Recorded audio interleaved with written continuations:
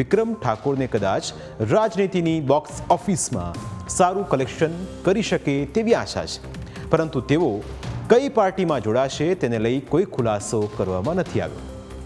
જો કે news capital સાથેની વાતચીતમાં વિક્રમ ઠાકોરે આમ આદમી પાર્ટીના નેતાઓ સાથે સંપર્કમાં હોવાની વાત જે તે સમયે કરી હતી, પરંતુ તે સમયે તેમણે એવી પણ વાત કરી હતી કે આ મુલાકાતો ફક્ત શુભેચ્છા મુલાકાતો છે।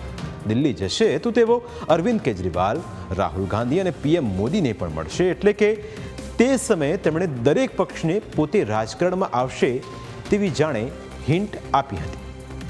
અને એટલે જ અરવિંદ કેજરીવાલે તો તેમને દિલ્હીનું આમંત્રણ પણ આપ્યું હતું, અને એ વખતે શું કહ્યું હતું એ પણ સાંભળો।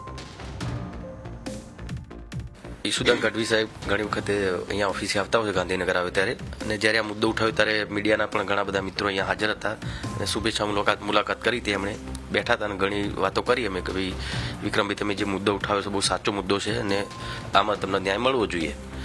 બસ એ બધી ચર્ચા થઈ ને પછી કદાચ 2-4 દિવસ પહેલાં દિલ્હી ગયા હતા તો કેજરીવાલ સાહેબને એમણે વાત કરી કે ભાઈ ગુજરાતમાં બહુ સારા સિંગર એક્ટર છે અને એમના ચાહકો પણ ઘણા બધા છે અને બહુ સારું દરેક કલાકારો માટે અને દરેક સમાજના લોકો માટે બહુ સારું કાર્ય કરી રહ્યા છે।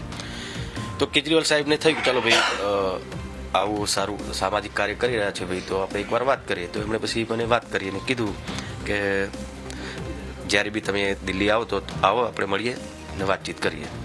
વિક્રમભાઈ દિલ્હી જશે અરવિંદ કેજરીવાલના આમંત્રણને ધ્યાનમાં રાખી? હા, મારે તો જો દરેક પક્ષના નેતાઓ જો સારા સંબંધ છે અને કોઈ બી પક્ષના નેતા જ્યારે બોલાવે છે તો રાજકીય બાબતે નહીં પણ આવી રીતે શુભેચ્છા મુલાકાત માટે હું દરેક પક્ષના નેતાઓ જોડે જઉં છું, અને કેજરીવાલ સાહેબ બોલાવશે અને કદાચ મારે દિલ્હી બાજુ જવાનું થશે તો એમને પણ મળીશ, રાહુલ ગાંધીને પણ મળીશ, મોદી સાહેબને પણ મળીશ, અમિત શાહને પણ મળીશ, સાહેબને આપણા સીએમ સાહેબને પણ મળીશ। દરેક પક્ષના નેતાઓને મળવામાં તો શું વાંધો, દરેક જોડે સારા સંબંધ છે તે એમાં પણ પછી રાજકારણ ના આવવું જોઈએ।